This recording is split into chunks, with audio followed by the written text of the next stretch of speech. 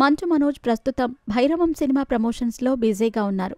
ఈ మూవీ ప్రమోషన్స్లో భాగంగా ఇటీవల ఏపీలో ట్రైలర్ లాంచ్ ఈవెంట్ నిర్వహించారు. ఈ సందర్భంగా మనోజ్ తన ఫ్యామిలీలో జరుగుతున్న గొడవల విషయాన్ని ప్రస్తావిస్తూ ఎమోషనల్ అయ్యారు.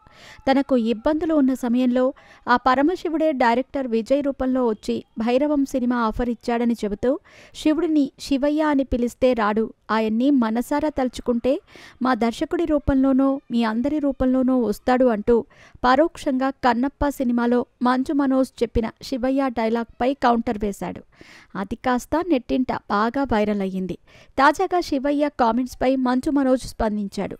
ఓ ఇంటర్వ్యూలో మాట్లాడుతూ, శివయ్య అనే డైలాగ్పై సెటైర్లు వేయటం తప్పని ఒప్పుకున్నాను.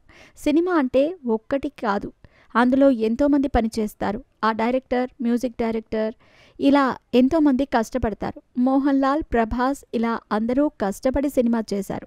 ఒక్కరి కోసం సినిమాను విమర్శించటం తప్పే. ఒక సినిమా వాడిగా నేను అలా అనకూడదు.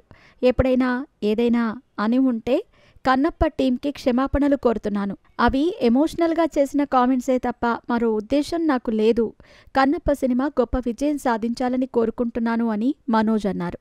భైరవం విషయానికొస్తే సాయి శ్రీనివాస్, మంచు మనోజ్, నారా రోహిత్ హీరోలుగా నటించిన ఈ చిత్రానికి విజయ్ కనకమేడల దర్శకత్వం వహించారు.